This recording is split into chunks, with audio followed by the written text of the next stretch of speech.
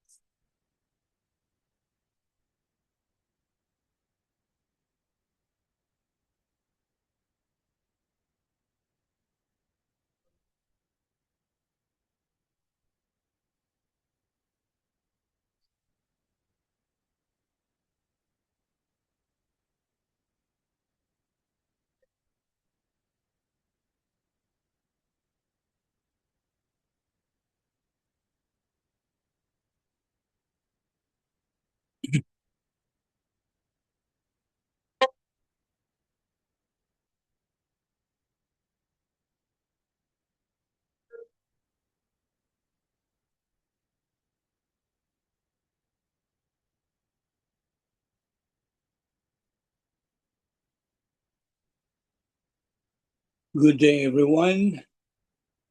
Welcome to our Tuesday edition of the Vic Balbito Evangelistic Ministry. Without further ado, we will start our session.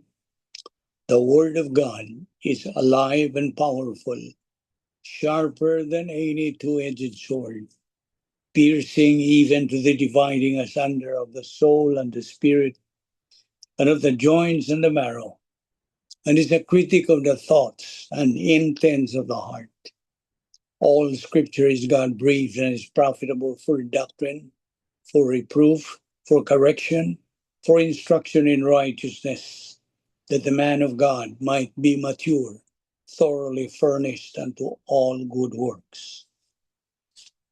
The entrance of thy words giveth light, it giveth understanding to the simple. Every word of God is pure. He is a shield unto them that put their trust in him.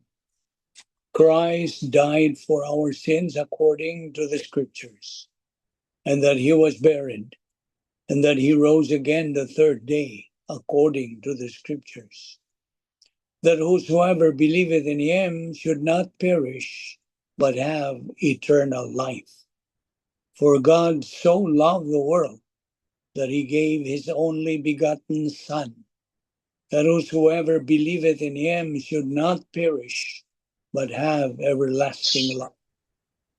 For God sent not his Son into the world to condemn the world, but that the world through him might be saved. He that believeth on him is not condemned, but he that believeth not is condemned already, because he hath not believed in the name of the only begotten Son of God. He that believeth on the Son hath everlasting life, and he that believeth not the Son shall not see life, but the wrath of God abide on him. Before we start our Bible study today, let us prepare ourselves for the study of the Word of God. We have to be cleansed of all personal sins that we have, mental attitude sins, lingual sins, or overt sins. These will become a barrier to our study if we do not name and acknowledge and confess all of them to God the Father.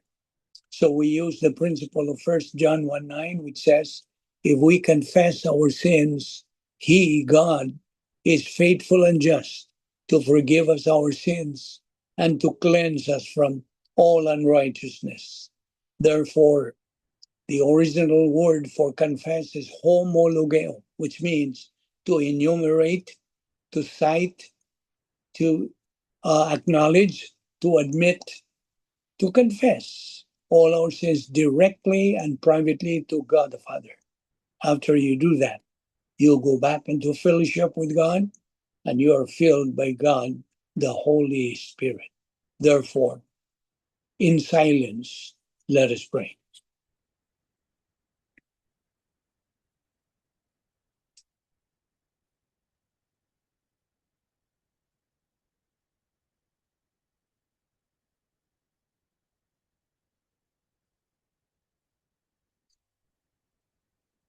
Let us pray. Heavenly Father, we thank you for your faithfulness to your word.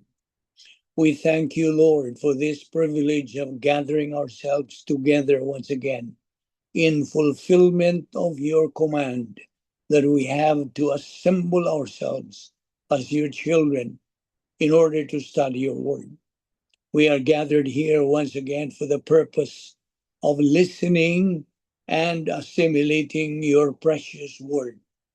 We now pray that God, the Holy Spirit, will enlighten us on the subjects that we are going to take up today. We pray that you give us the necessary concentration and focus to your word with an open mind. All this we ask in Christ's name.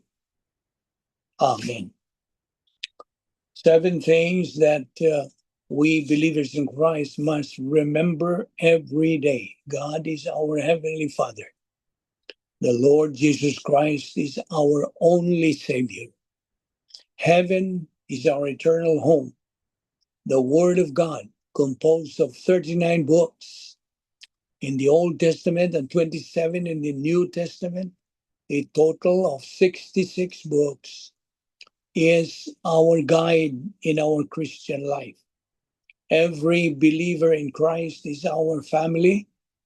The good news of salvation, the gospel, is our message, and our destiny is maximum glorification of God.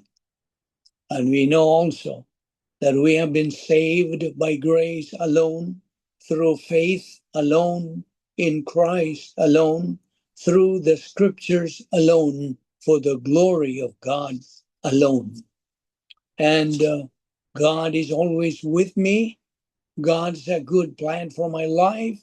God will make a way for me. God holds me up. God carries what I cannot. And God will never leave me. Also, the benefits, privileges, and advantages that we believers do possess at the point of salvation. Right at that very moment you believed in Christ, you were imputed eternal life by God. John 3:16, John 3:36. We were imputed God's perfect righteousness, and also our Lord Jesus Christ's perfect righteousness, making it a double portion. Hence, we are declared righteous. We were baptized by God, the Holy Spirit, that put us in union with Christ forever. That the union is forever with Christ. 1 Corinthians 12 to 13. We have been declared born again at that moment of salvation. John 3:3 and John 3:7. We are called believers in Christ.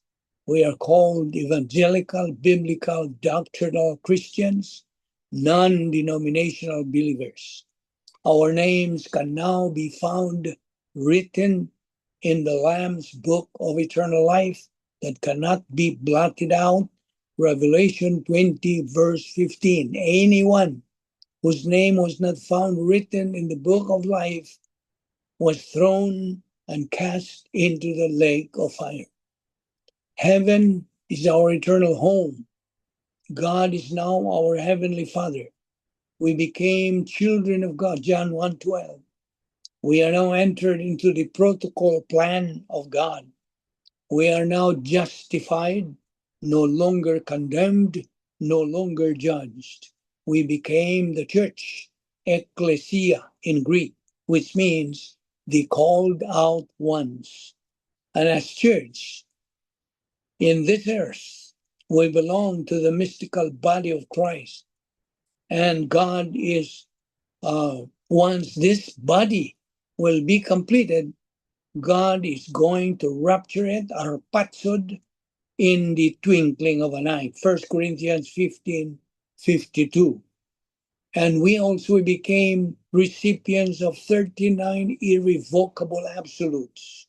We are sealed by God the Holy Spirit. We are called saints. We are now forgiven and cleansed of the unpardonable sin. Okay, today I'm giving you today's words to live by.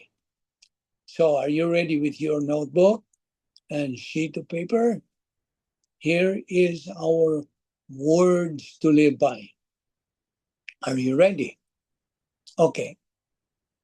What a believer prioritizes in life is what controls his life. I repeat, what a believer prioritizes in life is what controls his life. Okay? All right. So we start now our Bible study for this edition, Tuesday edition, bilingual, Visayan and English. Okay. First of all, I would like to address to you, my friend, unbeliever. It is really despicable and miserable, the condition of unbelievers. If you are an unbeliever, this is your condition. You are in a despicable and miserable condition. Your next life is ghastly, horrible, and awful. Mangilngig o dili gyud nimo matukib ang kangilngig kahadlok, makahadlok ang imong kaungaon.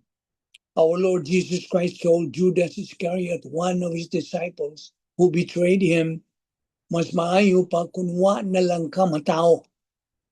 Better for you, Judas, never to have been born. That is in Matthew 26:24, Mark 14:21. And God would likewise be telling any unbeliever today, mo po na iyang isulti, ngadto sa tanang mga dili magtutuo, mas maayo pa lang kung wa na lang kamo mga tao. Better not to have been born. It is a Jewish idiom ni sa mga Hudyo, for a fate so terrible that non-existence would be preferable. Mas maayo pag yun, wala lang yun sila mga tao. Similar language shows up in Job chapter 3 verse 3 and Jeremiah 20:14, when suffering is extreme. Kung ngilngig kinapaitan na ang kahimtang sa pag-antos. Okay, the gospel is our main message to you, my friend. Paminaw gyud maayo ni ini. Kay kini mahinungdanon pagayo alang sa imong kaugmaon.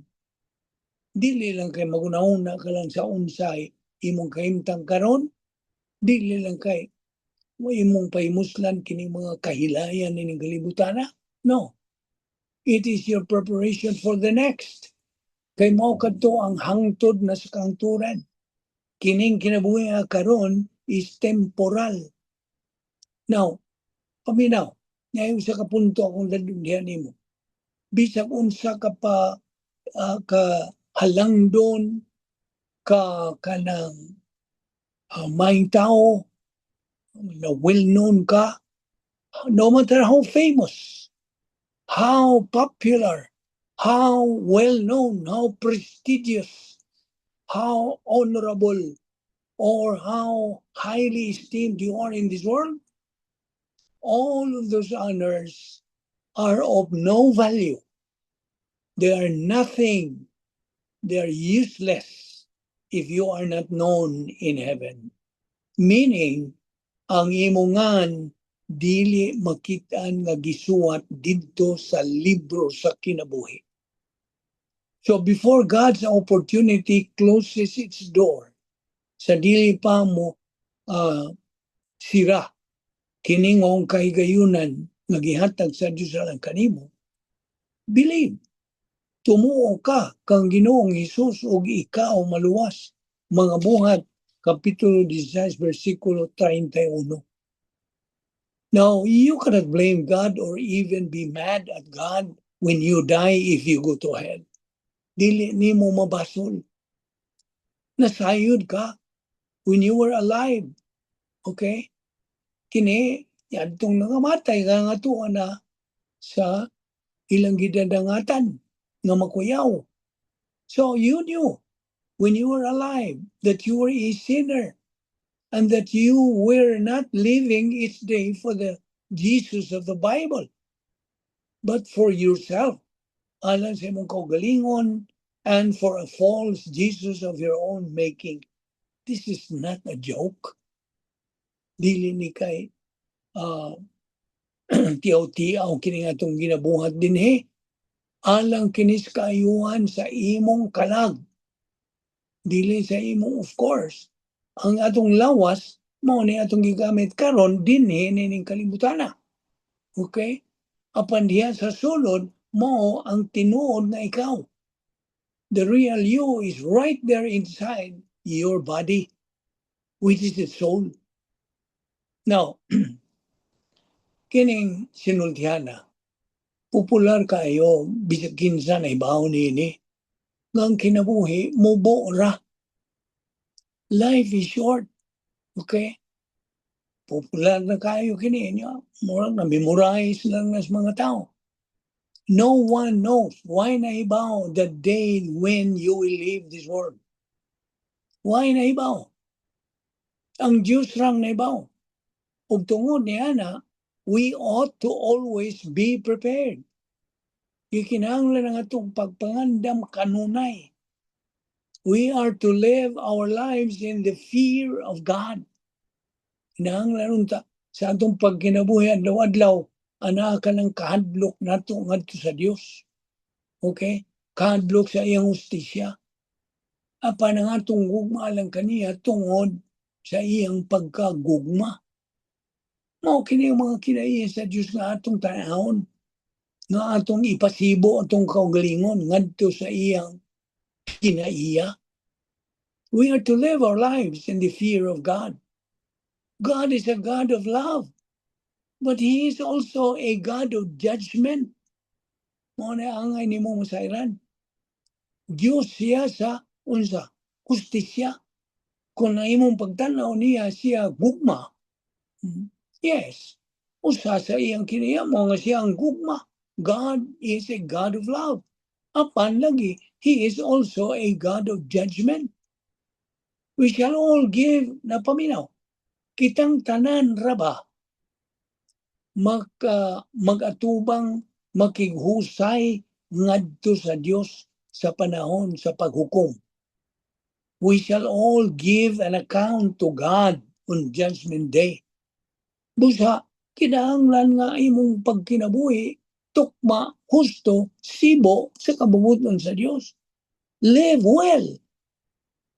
You see, ang ang impyerno, kini may general terms, lake of fire.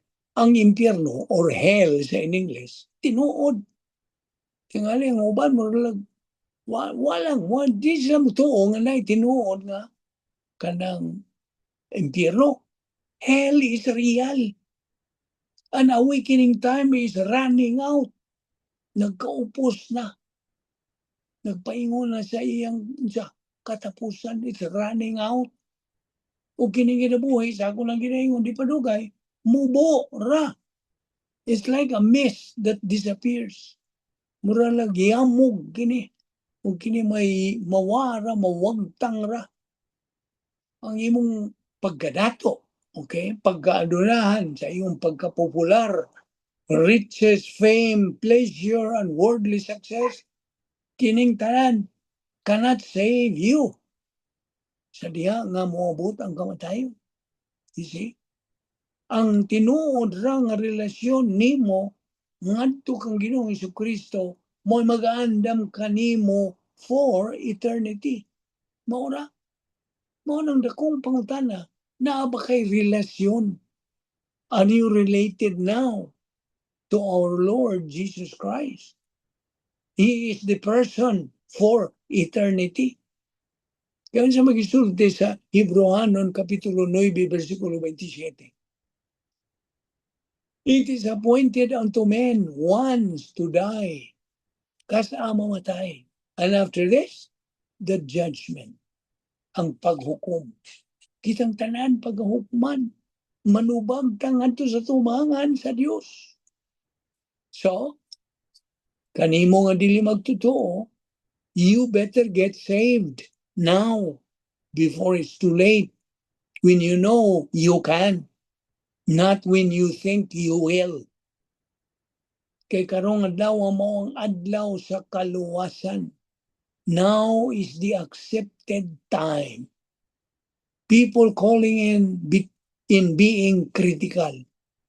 What kind of God would put me in hell anyway? Mo na yung mga pilosopo nga pag-sulti sa uban. Nga ba'y Diyos? Diyos sa gugma? Makaako ba siya labay sa tao ngadto sa impyerno? Well, ato ra kung klaruhon is something according to what Jesus said in the book of Matthew. God never prepared hell for human beings. I think you know that already. Ang impyerno, dili para nimo, tao. Dili. Giandam na sa Dios alang ni Satanas ug sa iyang mga demonyo. See? The Bible declares He prepared hell for Lucifer and his angels. But when man rejects the redemption of God, kung musalikway ang tao, mudumili ang tao ngadto sa kaluwasan nga gitanyag sa Dios, then gihimo nimo imong desisyon. You see? O kanang desisyon ang imong gihimo, respetuhan na sa Dios. Iya ka lang tahuron. Apan ti man bisan tahuron na sa Dios, kigatagan ka man niya ng maong kagawasan, freedom, behind it is your responsibility. Mbot pasabot, you are the only one accountable, responsible, and answerable. Ikaw ra manubang. Okay? Wala ang tao. Bisan imong ginikanan, dili. Bisan imong inigugma, dili. Ikaw ra mismo. Okay? And you made God put you in a place where you made a decision to be without Him. Mo nang gilabay ka dito kay unsa. Mo may imong desisyon. Dili buot ang Dios nga mo adto ka dito. Okay? 2 Peter 3:9. God is not willing that any should perish, but that all should come to repentance. Dili siya buot. Buot niya nga ikaw makalingkawas. Okay?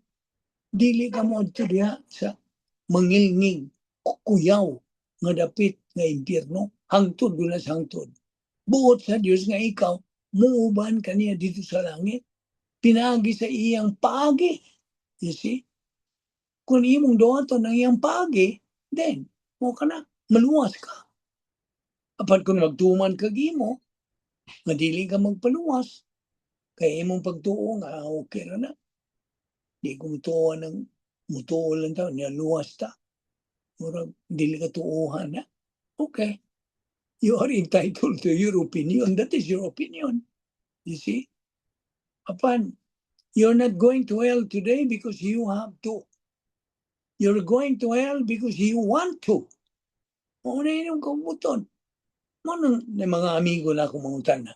Ngano, ngano man nga na may mga tao man to sa impyerno. Ngano mang may impyerno man ng tao. Tubang, simple na kayo. Tungod sa ilang kabubuton. Ilang kabubuton nga mo to dito. Kasabot ka? Ilang kabubuton. Ilang desisyon nga mo to dito. Kaya ang Diyos naghatag ng pagi nga ikaw mo imong desisyon nga husto. O maayo. O sa kaayuhan nimo. Madili ka mo adto sa impyerno, mo adto ka sa langit. Inay mo adto sa impyerno, adto ka sa langit. Kung gibalik-balik ni arong gimaklaro nimo. So, you are not going to hell because you have to. You're going there because you want to. And when you stand before God, sa dihang mo tubang ka na, ubarog ka na o tubangan sa Diyos, you get nobody to blame. You got nobody to blame but yourself. Imong kaugalingon ra that you rejected Christ as your personal Savior. You see? Kadaghan ng mga higayon nga nakadungog kanini. Labihan mas kadaghan. Thousands upon thousands. Di yapon. Sa katiga gyud sa imong kasing-kasing. See? Kanara bang kaluwasan ng yatag sa Diyos, di na ba na matangtang. Ako naman kang kanang pasabot niya na. Di na matangtang. Once saved, always saved. Okay? Diyan may nangutan na.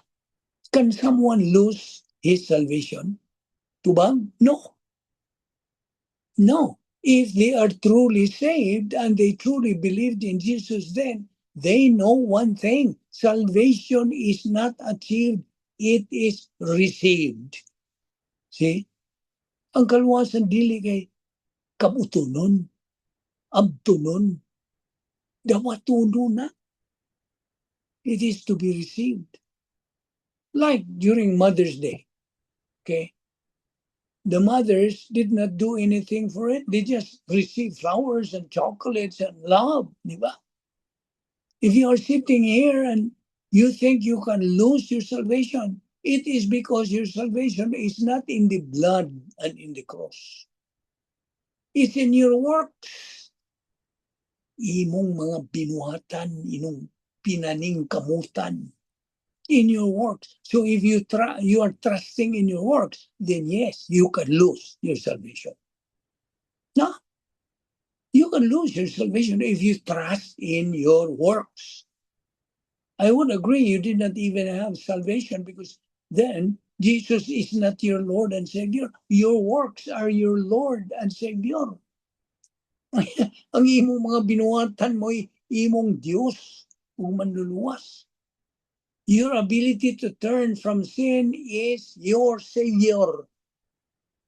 Mo na imong manluluwas.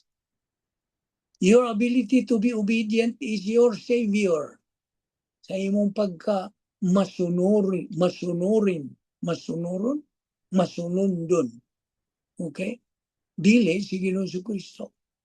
We profess Jesus as our Lord and Savior. We don't profess our obedience that saves us, our works, our good deeds. None of that saves us. Dili lagi makaluwas ng imong mga mayong binuhatan. Ephesians 2 says, not of your works, nothing you did, but only Jesus and by His blood. So, you cannot lose your salvation if you truly believe in the Lord Jesus Christ.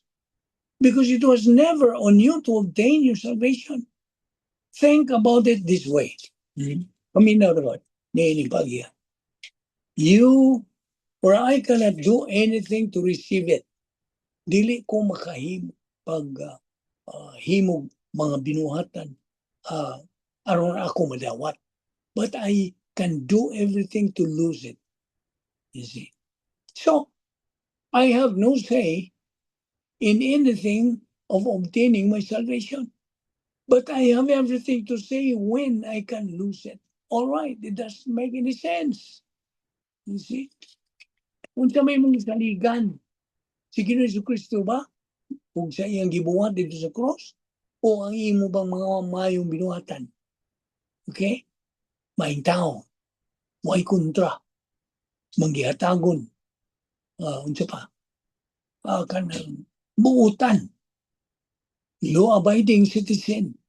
Everybody praises him. Okay? Maing tao gina. Now, alang ni kanimo magtotoo. This is for you, my fellow believer. You are not becoming righteous. You are not becoming righteous. You are righteous. Because you have been sealed by the blood of the one who finished the work of salvation, who is the Lord Jesus Christ. You see? Righteous ka. Gisang ka pag gisuluban ka sa pagkamatarong sa Diyos. Mo na imong gisulob. Kung ang Diyos mo tanaw nimo, dili na ang imong pagkamakasasala, kung dili ikaw matarong na sa iyang atubangan. Kaya nga naman, ning dawat ka man sa tanyag niya nga imong saligan og tuuhan ug hangpon sa Ginoong Kristo nga imong personal nga manluluwas og Dios. You see? Mao toy nakapa-righteous nimo, nakapa-matarong nimo. Dili sa imong pagpaningkamot unsa na diha pagkabuutan lagi. You see? If you have believed in the Lord Jesus Christ, God is not tracking your failures. He is seeing the righteousness of His Son in you. Mao na gitanaw sa Dios ang pagkamatarong ni Ginoong Kristo nga gisulob diha nimo ug sa iyang kaugalingon nga pagkamatarong. Ug mao kani ang mayong balita sa kaluluwa. This is the gospel. This is your identity. Okay? The month of May, okay? Yapunta sa buwan sa Mayo, is the month of identity. And today we start with the most foundational truth. Unsa may the most foundational truth, that you are righteous and declared so by God Himself. Ang Diyos mismo mo ay nagapadayag niya na. Okay? Not because of what you did, dili yun sa imong gibuhat, but because of His finished work. Ayaw yun ang kalimti. Tutukig yun ang katong gibuhat sa kaluwasan ni Ginoong Kristo dito sa cross. Finished work. Ang humana. Doon sa matriyang kanang siyagit dito samtang siya nagabitan sa cross. Humana. Tapos na. Tetelestai. Na humana nga akong mission sa pagluwas nimo, tao. Okay? Balikan nimo, fellow believer. 2 Peter 3:18. Okay? Sa gisulti diya. Ato ko nang ablihan ng Biblia. Palihog. Kaninyong nagasunod sa atong Zoom Bible study. Will you please open your Bible to 2 Peter chapter 3 verse 18. Palihog. And I want somebody to read it loud. 2 Peter chapter 3 verse 18. Okay. Kinsa makambli ko na niya na palihog. Basa. Kusga basa. Aron madungog yun sa tanan. Okay? Ikaw nga magtotoo, you have to be aware of this. This particular verse, kay mo kiniyawi sa imong espirituhanong pagkinabuhi. 2 Peter chapter 3 verse 18. Anybody can read that?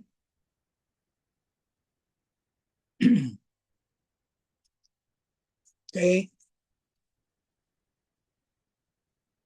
Okay.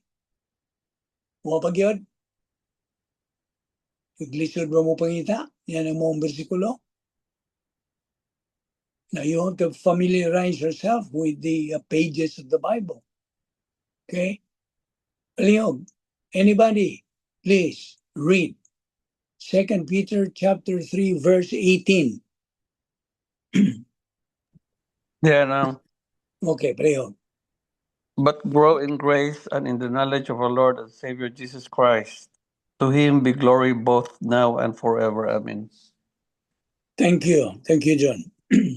Okay, there you are. Klaro kayo. But grow in grace and in the knowledge of our Lord and Savior Jesus Christ. Grow.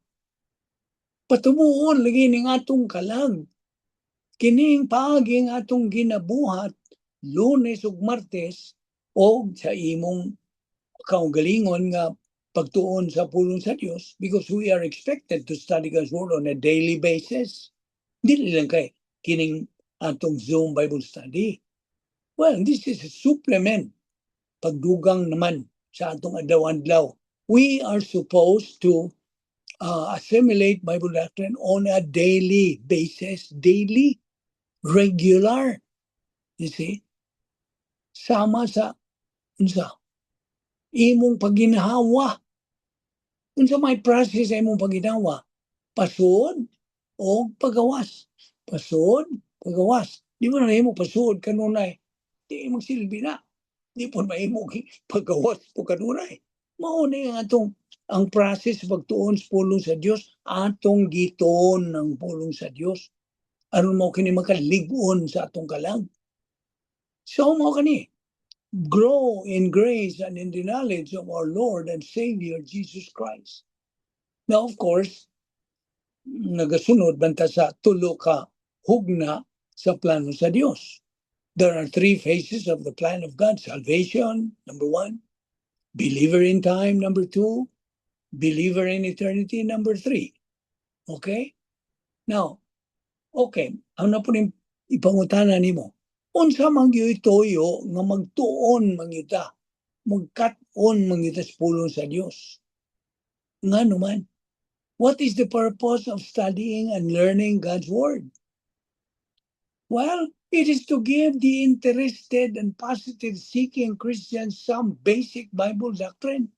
Kini nga itong itunan. Apel na ni every now and then mo kanang magbanos-banos tas mga basic o mga advanced doctrines. Kasi kini basic mga sinugdanan kini nga pagtuon sa pulong sa Dios. In order for you to be given kay ikaw interesado o positibo man and you are seeking Christian, kini mga basic Bible doctrine that will help you being oriented to God's plan for your life. You see? Naga kanang unsa bay binisaya o orient atong gi kanang anad atong kaugalingon. See? Aron tama kanang ma-oriented. You see? Murag usahay maglisod nito mga binisaya. We will be oriented to the plan of God sa atong kinabuhi. You see? Kini ang atong tunan dinhi ang Kristohanon nga paagi sa pagtuman sa Kristohanon nga kinabuhi. The execution of the Christian way of life and the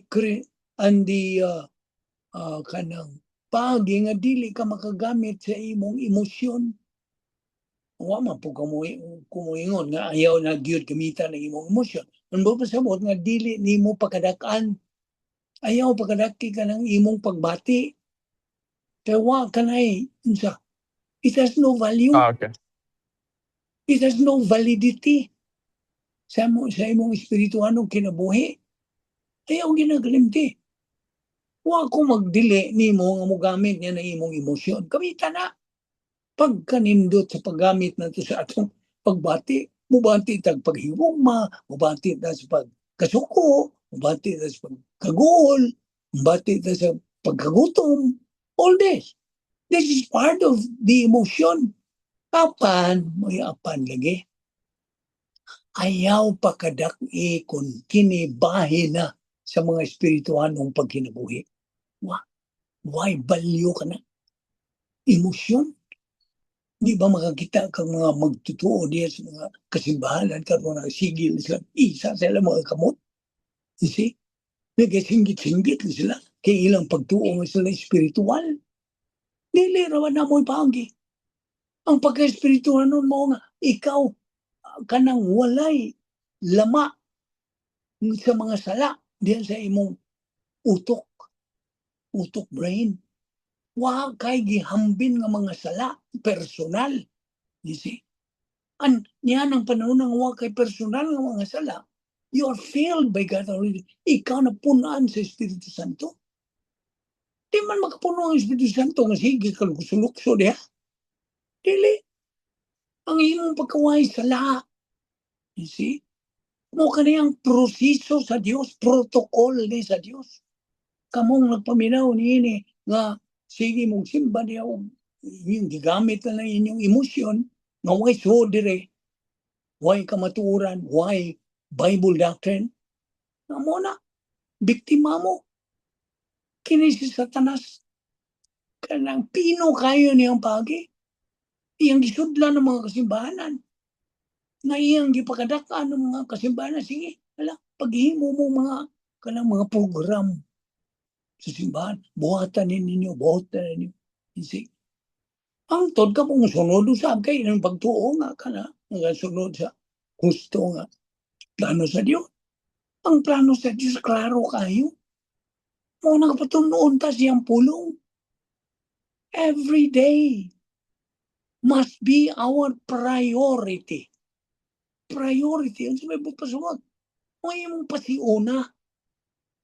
Matang sa kanato, doon na tayo pasiuna rabada, right? All of us. Why exempted? Kitang tanan na tayo pasiuna na tayo priority.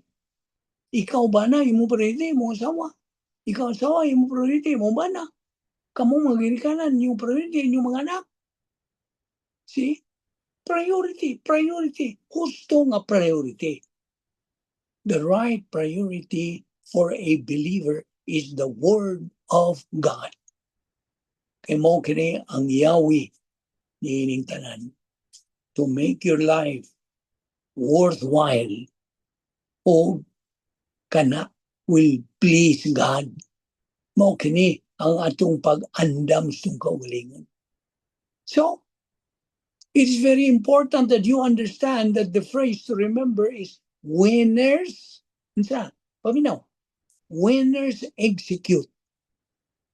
Kaya mo man eh. Ang purpose sa Diyos nga ikaw mahimong mananaog. That you become a winner in life. You see, winners execute. Mutuman yun. Sa unsa? Hustong bagi. Execute. But losers emote. Kita ni mong diferensya. Ang mga losers emote. Emosyon ra. Ilang gamiton. They are losers. Why should they be? You see.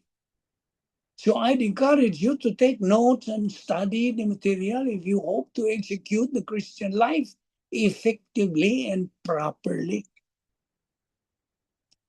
Ayaw yung kanang kalimti ka ng mainungdanon kayo ng pagi. Isuwat. Pero hindi ka makalimot. You see. It's important that you jot down some notes. Try to develop some kind of a system of categorical study in your life. Kaya binimo, if you are ever going to grow up as a Christian, buod kang tubo gyud. If you are ever going to study God's Word in a devoted and serious manner, it is going to take some concentration. Kinahanglan gyud ang imong sa tutok and some review and repetition on your part. O bitaw na, kalinggat ka nga, usahay mo maligta sa pag-isgot o mga doktrina, mga ato nang natunan, repetition ka na. Repetition is the best teacher. Do you admit that? So get this, if you're ever growing up in the plan of God, kung buot ka mo tubo diyan sa plano sa Diyos, you have to understand that it takes what? It takes intense concentration. Kailangan tutok ka. Plus, an understanding of the protocol plan of God and the procedures of the Word of God. Procedures. Now, most Christians never got to that point in their life. Kasagaran. You see? It's really tragic. Pansaon taman, naman sa ikabubuton. It's a matter of choice. So, write out 2 Peter 3:18 and 2 Timothy 2:15 in your notebook or iPad. Isuwat yun na.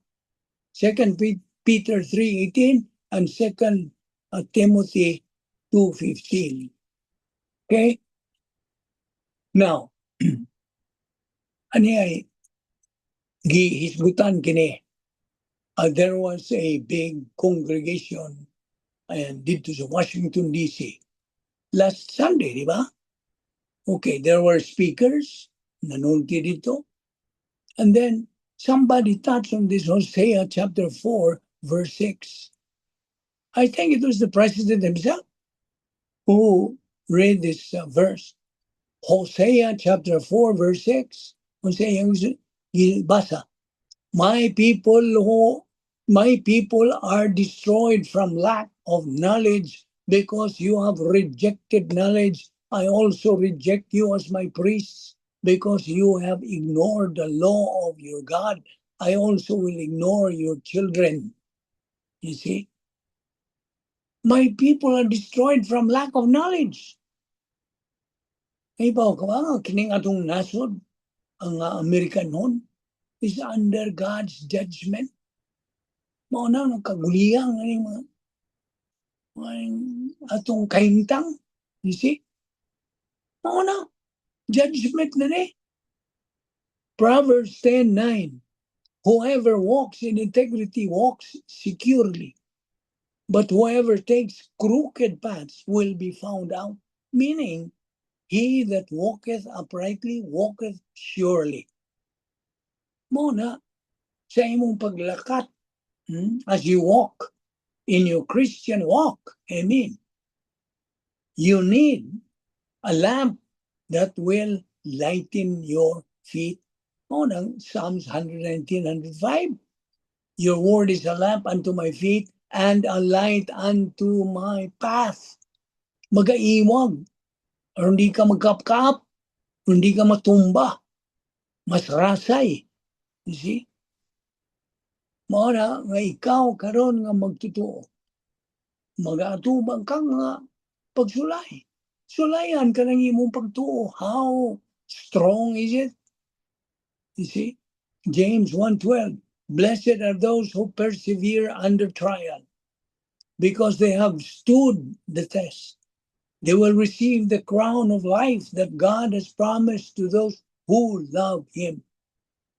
See? Diba nene?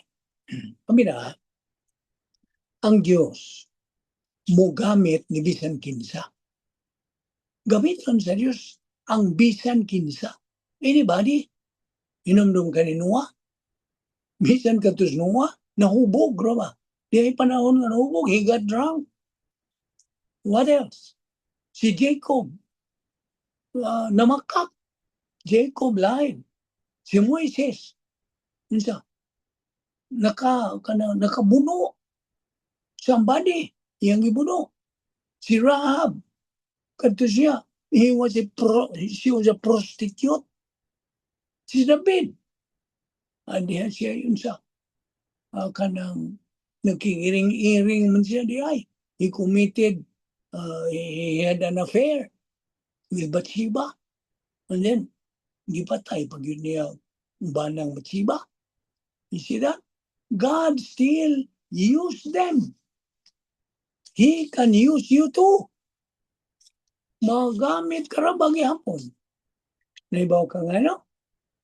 We believers are exhorted to get alone, get close, and intimate and more acquainted to the God who gave you that so great salvation by studying, learning, believing, and applying the Word of God.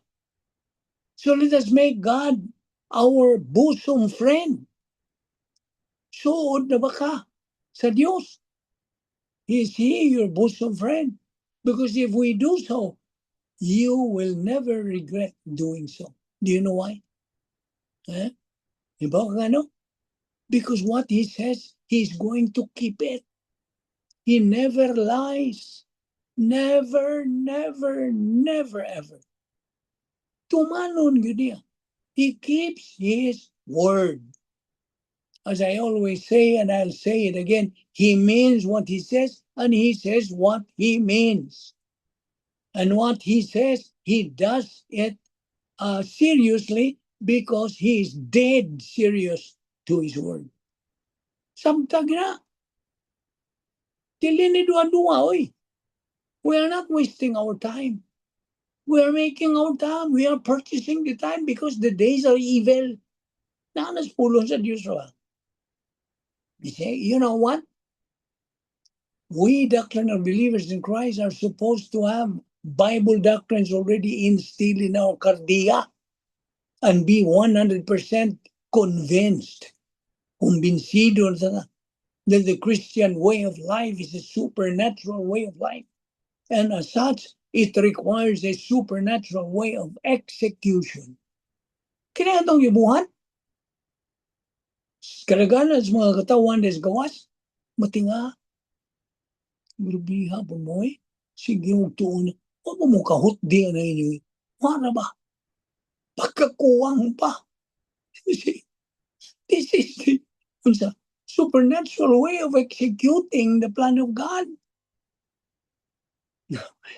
Sa ngadto-ngadto, kining nagpaminaw, nagasunod na to, mga viewers na to, matinga, samot. Bitaw, naglahutay mo ng ilang ministry, taon naman na. At kadar ba si Mana yun? Wala ba yung sipyat? Reno siya. Ano? Matinga sila.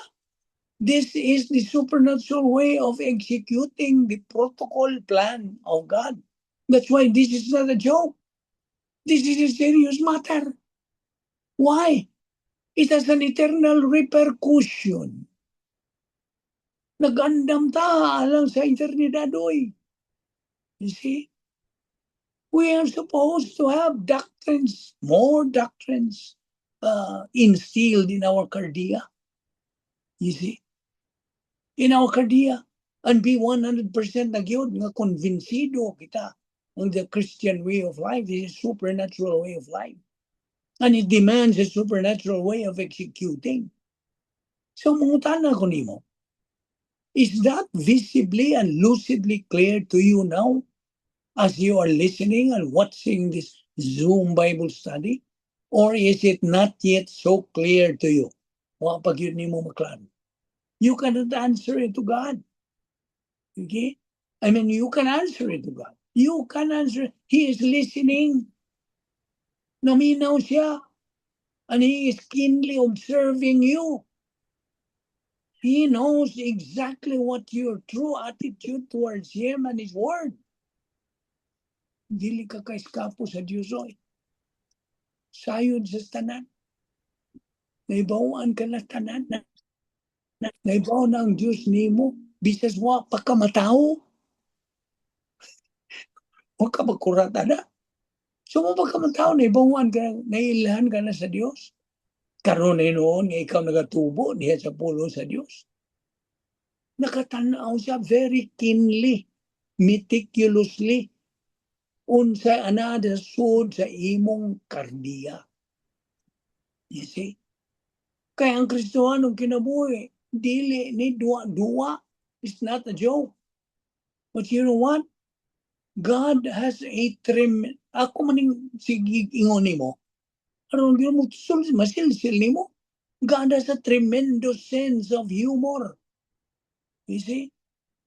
However, you can never fool Him. You cannot play games with Him. Nya paminaw, He is always happy. Ibaw ka ba? Ang Diyos kanunay malipayon. In fact, there has never been a time that God was not happy. Do you know that? He is plus H, inner happiness. Oh, what's this? He wants, He wants to share His happiness to us. Gusto niya nga iyang ipambit kining maong dili kasagaran nga kalipay. Kalipay ni sa Dios, oy. Apo dili nimo ni maangkon kung wa kay pagtuon sa pulo sa Dios. Mao kanay pagdasig kanato. Kung imong tun-an lang ang pulo sa Dios, maklaro nimo kini. O kining maong matang kalipay nagadala ra ba kini og kalinaw. You see? It brings peace. The peace that God's word mentions in Philippians 4:7, that peace which surpasses all understanding, that shall keep your hearts and minds through Jesus Christ. And we believers can acquire this kind of peace if we persist. Persist and pursue our spiritual momentum. Inaagi sa atong pagtuon, pagkaton, pagtuo, paggamit sa pulong sa Diyos sa atong kinabuhi. Are you doing that? You see? Now, remember, kining atong ministry, ato ni, of course, dili malang kay Vikmal Bido, evangelistic, ato ni, kigihatag ni sa Diyos. Diyos Espiritu Santo mo nagapaluyo ni tanan, dili kita. What time ay mo eh? We are useless. We are hopeless kung wa ang Espiritu Santo. He is behind all this. Morning, ang tinuod yung nga ni ministry is God the Holy Spirit's ministry. Dili nga Vic Malbido evangelistic ministry, dili. Ayaw na gamitan na imungan. You see? Gigamit lang ka. You are just an instrument. You are just a mouthpiece sa pagsangyaw sa mga balita at sa kaluwasan o sa kamatuuran. This is our Great Commission. Di ba? Itong iskutan ng hapon, Remember our ministry slogan, Operation SLBA. Apart from applying this slogan to our life, the Christian would only be a drudgery. You see? Ang Christian life would only be a drudgery. Laay. See? Boring at times, irksome, dull, uninspiring kind of life. Noon sa may rason yan. Why kamatuuran? Why pulong sa Diyos? Why divine viewpoint? You see? Ang kinabuhi, why kanang no meaning, why kahulugan, why katuyuan, no purpose. And when you are confronted with even a slight, small problem, mudayon jud kag unsa kanang kinsa may imong basulon. Ang Dios ra ba mo basulon nimo? You see? When did God let this happen to me? Ano mangitugot man sa Diyos kini, mahitabo sa akong kinabuhi. Popular na nga cliche. You see? Why? That is what? Manifestation of your ignorance of the Word of God. You see? You are in a state of misery. You see? Remember the principle of Satan being God's avowed enemy. Misery loves company. He is the most miserable creature. Ubot siya lagi nga mo. Iyang kanang saan may binisaya nini? He wants daghan nga madaan niya, masakop niya, aron siya maunsa mahatag alibyo ang iyang pagkamiserable. Misery loves company. And you are actually a product of your own decisions sa diha nga ikaw magnegatibo. Why gana? Why gugma? Why panahon? Why tinguha? You see? Sa pagtuon sa pulong sa Diyos. So, muna. And you are a victim of the effect of the law of volitional responsibility. Naara ba tayo ituwang nga balaod sa tulubagon sa kabubuton? Sakto ba ng pagkabinisaya? Balaod sa tulubagon sa kabubuton, the law of volitional responsibility. And get this, no one is to blame but you. Ikaw ra. Sabot? But like I said a while ago, God has a tremendous sense of humor. Kita niyo? Unsa ka nindot sa Dios. He even respects the decision you make out of your volition. Naibaw ka ba? God gives us human beings, we people, total freedom of choice, otherwise called volition or free will. And that from that free will, we are totally given the freedom to make decisions. Kaya kagawasan sa paghimog desisyon, oy.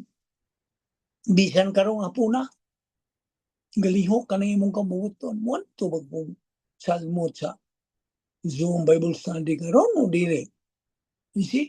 Magtimbang-timbang ang imong volition. See? Ikaw mo himog desisyon. Ang volition ni mo timbang-timbang. Sige, attend ka ba o di?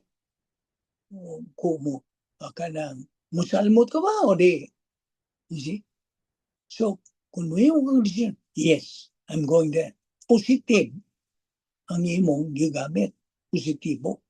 So this means whatever decision we make in life, we are the only ones who are responsible, accountable, and answerable to all those decisions.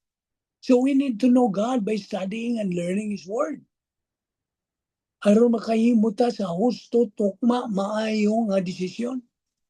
Apart from the study of the Word of God, we would not have any idea as to who He is and what He is. Wag yun. Wang yan, naglutaw na ang Diyos. Wahagod ang Diyos. Wala'y pagkatinuod sa Diyos. Sa imong kinabuhi. You see? We would not have any clue what God's will is. Wag yun tayo lamang. Unsay kabubuton sa Diyos. Ang sigil intag ampo diya. Matuman ni mong kabubuton din sa yuta. Mayingon usab sa langit. You see? It has no meaning. Wag gani ka kalibutan noon sa ang kabubuton sa Diyos alang sa imong kinabuhi. You see? And if you don't know God, we would not have any clue what God's will is, His command, His plan, His purpose for our life. Why we are here in this world. Nganong niata. You see?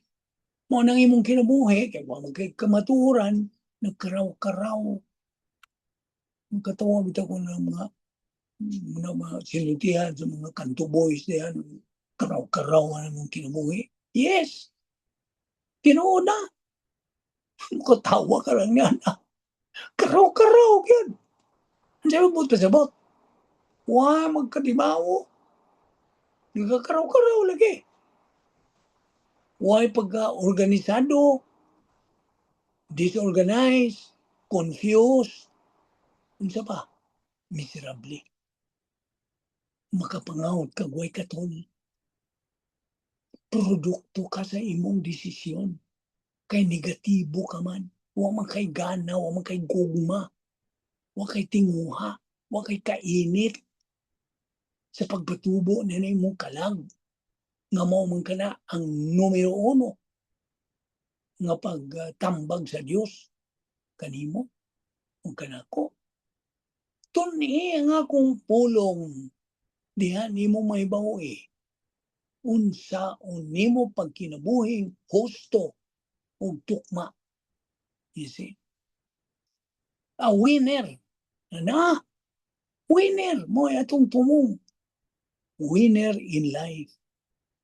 And if you don't know God and you insist to be loving God, insistir ka kaya kung makunuhay ka sa Diyos and you're just loving a false God. False God ang imong gigugma. Do you understand? God, is not an imagination. Really? Or someone who is just floating in midair or what have you. You see, God is a person. Person ang Diyos oy. Do you know that? So ang Diyos pinagi siyang pulong wills that everyone be saved. Kabubuton na sa Diyos na ikaw maluwas. Have eternal life and live with Him forever in heaven. At ginangatagan o ipasiya. Kini nga itong hisgutan din mahitungod ng langit. Isa hindi gusto mo itong langit. Ha? Kung ano tingali, normal nga tao mo yung hindi ko mo itong langit. Kung si Pirno. O ka na, na po ng kabuhutoon lang You see? So, He Himself said, ang Diyos mismo in 2 Peter 3:9, I'm not willing. I am not willing that any should perish, but that all should come to repentance. Siya mismo may nagsulti na. Bisan diyan sa 1 Timoteo 2:4, who will have all men to be saved. Okay? And to come unto the knowledge of the truth. Is there anything clearer than those words that God delineates? Ako may mas klaro niya na? There are no clearer words that God stated than those I just said. Niya paminaw. If you are an unbeliever, kung dili ka magtutuo, I'm sorry, you are not my brother or sister. Not until you believe in Christ as your Lord and Savior, you get saved. Ano pa? Kana ang kunang ako kang igsuon. Listen. Listen to you, unbeliever. Listen to this unbeliever listening and joining us right now. Let me ask you this question. If you believe, nagtuo ka nga 1 + 1 = 2, kana gumikan sa mga libro nga arithmetic. Itudlo nimo. If you believe that there is a country called Australia or Philippines, bisag wag country dito, tungod sa history books. Now, mismo nakaroon ang Diyos, mismo nagasulti, pinagi siyang pinagi siyang pulong. Believe on the Lord Jesus Christ and thou shalt be saved. Di pagkamutuan na. Pagkagahi na gyud sa imong pagkatigaan na gyud sa imong kasing-kasing kundi katuo niya na. Mutuo kas mga academic, mga knowledge, academic wisdom and all of that. Para rin sa kalibutan. Ang Diyos na gyud mismo, the creator of heaven and earth, ang kanang Diyos mismo nining tanan. You see? Omnipotent, omniscient, omnipresent, Almighty God na Gud mismo gikan sa iyang nauna. Tumuo ka kang Ginoong Hesus ug ikaw maluwas. Di pag ikaw mo to? No, imo na. See, God, who is perfect, is telling you that. So an unbeliever who who rejects God's gift of salvation is actually making God a liar. Kung ang Diyos nagasulti nimong tumuo ka kang Ginoo Hesus Kristo ikaw maluwas, kunya di nimong tumuan, imong ihimo siya nga bakakon. Kita nimo? And the result of his rejection of Christ will bring him to eternal condemnation. Gisulti sa John 3:18. Whoever does not believe is condemned already, because he has not believed in the name of the only begotten Son of God. So, back to our subject, God's integrity, ang iyang katarong. And let us address this to you, fellow believer. Alang kanimo kini, akong igsoong magtutuo. Okay? Early in life, you have learned to have known the existence of God. Early in life. Probably you first have heard about God during your DBBS or from the pulpit, one of the sermons given by a pastor or from from an evangelistic rally. Kadto initial information about God. But later in life was gradually developed. Nagkaanam, nagkaugmad ang imong kasayuran may tungod sa Diyos. And you came to a point, ingabot ka sa punto that you heard the gospel message of putting your faith in the Lord Jesus Christ for the salvation of your soul. And through the convicting ministry of God, the Holy Spirit, you made the most important decision in your entire life. The decision to believe in the Lord Jesus Christ as your own personal Lord and Savior. Simultaneously to your decision to be saved, you were entered into union with Christ forever. And you have been baptized by God, the Holy Spirit. At the same time, God, the Holy Spirit, sealed, gitimbrihan ka, gisilyuhan ka, and had your name written in the book of life, never to be blotted out. Kana nagpaila, timailan, nga ikaw may kahigayunan na nga magkinabuhi uban sa Dios dito sa eternidad hangtod sa wala na'y katapusan. Simultaneous with those benefits imputed to you as a believer, you start to carry with you in your spiritual life kining mga portable treasures and the portfolio of invisible assets that God provides you to be able for you to pursue in your unique spiritual life. Unique. Ibaw ka ba nga kining imong spiritual life? Dili kasagaran? Okay. So, wala naman tayo panahon, di nila una kita kutob sa atong pagtuki bahin sa kaluwasan o kanino mga fellow believer. So, atong ibadayon kini sa sunod semana. Okay? Continue praying that we will continue, God can hatagan kita sa kadasig kanunay sa pagpadayon sa atong pagtuon, pagkaton, pag-ila, paghigugma, pagdawat, paggamit sa pulong sa Dios sa atong kinabuhi. Any question? Nabay mga pangutana? If there is no more question, let us pray. Thank you, Heavenly Father, for the grace opportunity of fellowshipping in your word today and learning especially the doctrines that we just took up. May God, the Holy Spirit, motivate, hadasiga kami, hagita kami, O Diyos, sa pagpadayon sa pakaon sa among tagsa-tagsa kakalag sa imong pulong, hangtod nga among makabot ang katakos sa pagkinabuhi, which is the pleroma stage. Aron kami mahimong mga mananaog in this present life and in the life hereafter. Nagaampo ako niining mga estudyante sa Zoom Bible Study. Dasiga sila kanunay, O Diyos, pagkamainiton sa pagtuon sa imong pulong, hangtod makabot ang ilang tumong spirituanong kahamtong aron imo silang magamit, O Diyos, pagsangyaw sa imong kamatuoran. Kining tanan among pasalamatan sa ngalan ni Ginoong Jesucristo. Amen.